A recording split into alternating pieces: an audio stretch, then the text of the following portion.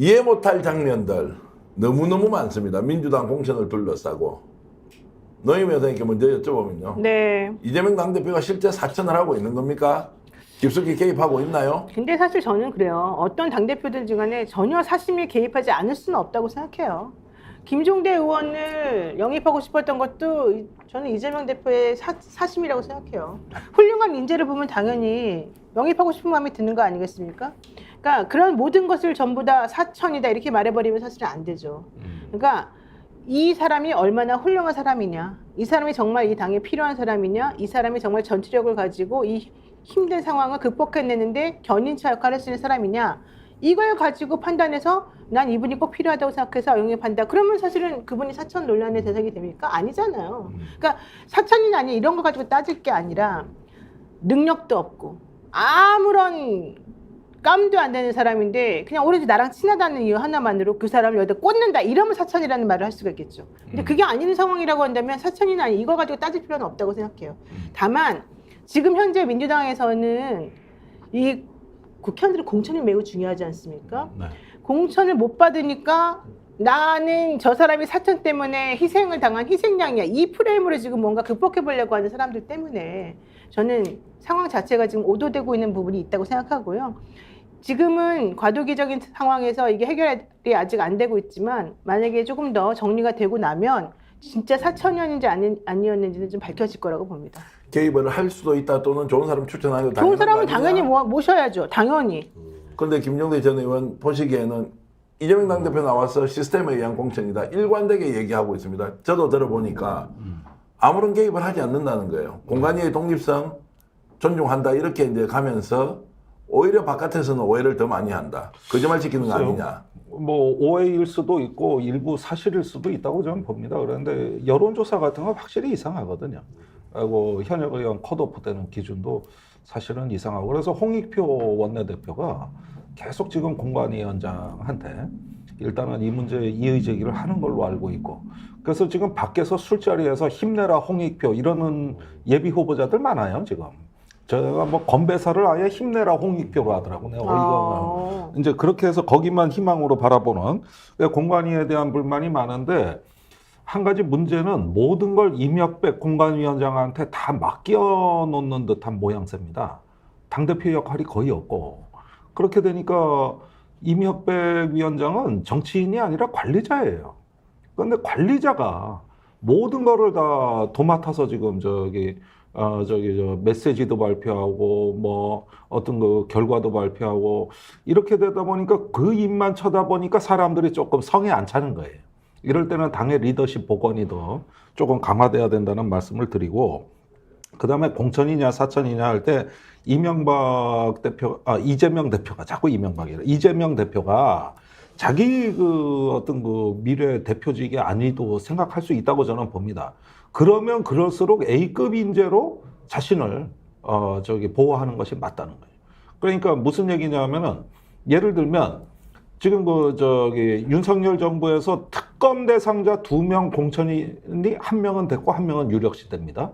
임종득 안보실 2차장, 그다음에 신범철 국방부 차관. 근데 천안갑에서 신범철 차관은 공천이 됐어요.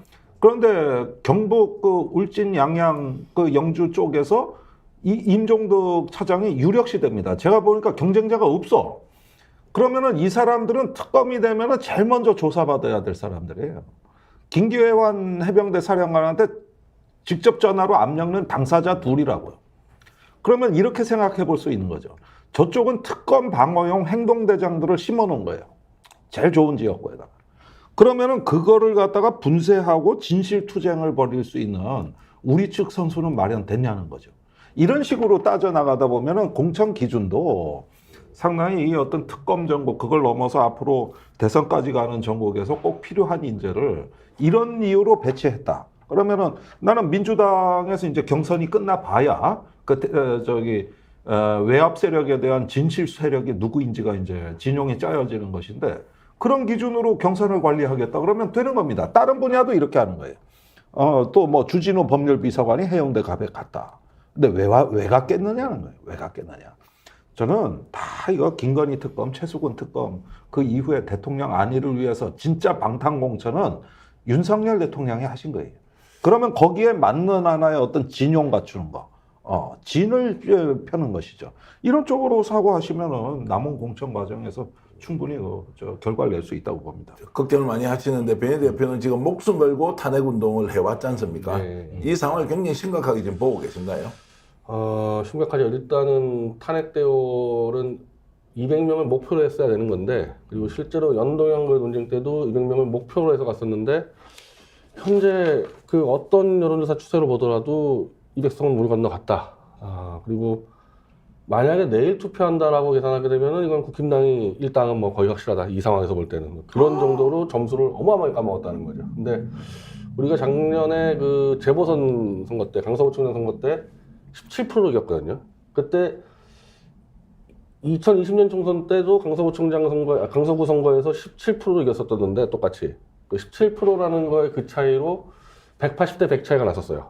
그 당시 민주당하고 이제 그러니까 지난해 강서구청장 선거 한 10월, 9월 때만 하더라도 충분히 180, 200석이 가능했었는데 한 3, 4개월 만에 완전히 다 까먹었다는 점수는. 그리고 그 점수 까먹는 거는 공천이 거의 주범이었고 실제로 지지율 추이는 공천하는 과정에서 거의 폭락했다는 거고 양당 다 다시는 시스템 공천 얘기하면 안 돼요.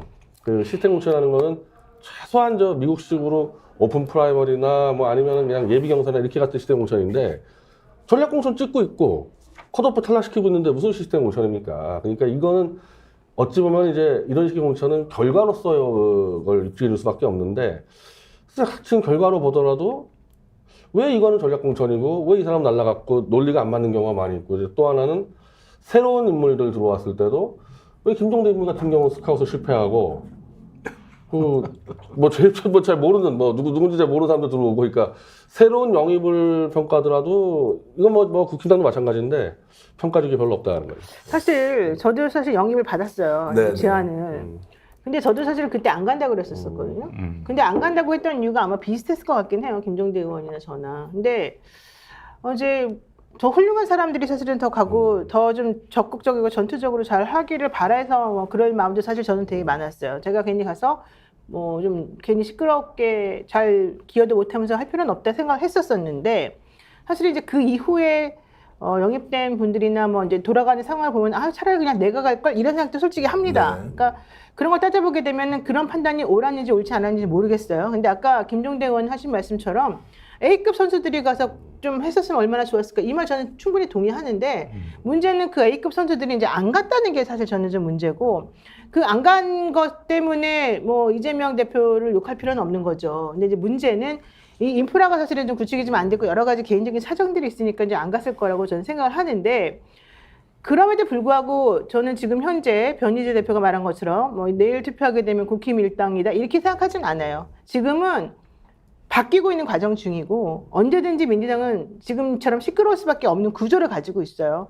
지난번 총선 때 워낙 국회의원들이 많이 당선이 됐었었고 또 워낙 민주당 내부에서 이재명 대표는 계파가 좀 약했고 본인 친한 사람도 사실 없었고 뭘 하든지 시끄럽고 뭘 하든지 욕먹는 구조가 많았잖아요. 그리고 이재명 대표를 지키는 사람들은 당원들이고 원외 인사들이 많았단 말이죠. 그러다 보니까 지금 현재 현역 의원들 입장에서는 이재명이가 나를 공천 안 해줘? 당연히 넌 나쁜 놈이 이러면서 시끄러울 수밖에 없는 거예요. 그 대표적인 인물이 박용진, 이수진 이런 분들 아니겠습니까? 그러니까 저는 지금 이 상황은 시끄러울 수밖에 없는 상황이고 아무리 시스템 공천을 한다고 하더라도 맨날 욕얻어 먹을 수밖에 없는 상황이라고 생각해요. 다만 이게 이제 한 3월 10일 정도까지가 다 정리가 된다고 생각하고 그때가 지나고 나면 저는 어느 정도 윤곽이 드러날 것이고 그때는 또 똘똘 뭉칠 것이고 실제 윤이라든가 그다음에 이 하나의 목표를 가지고 야권이 다 연합해가지고 힘차게 나아간다면 저는 희망이 있다고 생각합니다. 네, 그러니까 괜찮을 거다 이렇게 생각합니다. 자, 괜찮을 거다까지는 하고. 아니 그러니까 항상 분석은 비관주의자가 하고 예. 문제 해결은 낙관주의자가 하는 거예요. 예. 그렇죠. 그러니까 분석은 되게 비관주의자 말이 맞아요. 그러나 문제 해결은 결국은 낙관적 리더가 하는 겁니다. 그런 면으로 당 진영도 짜여져야 되는 거예요. 참모들은 비관주의자로 심어놓고 리더가 낙관적 메시지를 내는 겁니다.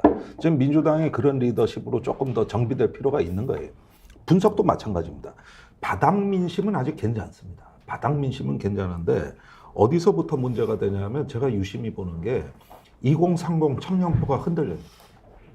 2030은 대선 때, 지방선거 때 확실히 윤석열을 찍었습니다. 근데 완전히 지난 2년간 떠났거든요. 근데 이 계층이 지금 흔들리고 있다는 거예요. 그리고 수도권도 조금 흔들린 건 사실이에요. 그러니까 뭐가 부족했냐 하면은 그 민주당이 정책주도 선거를 지금 만들어내지를 못하고 있습니다. 그러니까 공천 파동만 보이는 거예요. 그런데 사실은 그 정책 발표로 하면은 오히려 이준석이 제일 뛰어났다고. 지금까지 여성징병제니 뭐 노인 무임승차 개선이니 계속 쏟아내는 건데 이게 언제쯤 공천이 마무리되고 말 그대로 정책주도형 선거가 되느냐. 지금 오히려 오늘도 윤 대통령이 군사보호구역 사상 최대로 풀었습니다. 거의 뭐 나라 거덜날 수준으로 풀었거든요. 이건 내가 정말 할 말이 많은 주제예요. 그런데 이런 부분들로 보면은 거의 나라를 말아먹는 한이 있더라도 이번 선거에는 내 포퓰리즘 노선으로 주도권을 잡겠다는 의지가 확실히 보이는데 우리가 지금 준비되어 있는 뭔가를 내놓질 못했어요. 그러니까 이런 면에서는 조금 더 민주당이 빨리 공천을 마무리하고 정책 주도력을 회복해서 심기일전하지 않는다면 진짜 위기가 올 수 있다. 그런 면에서는 일단은 정치의 핵심 지지층이 아닌 변두리 지역이 흔들리고 있는 건 사실인 것 같다는 거예요.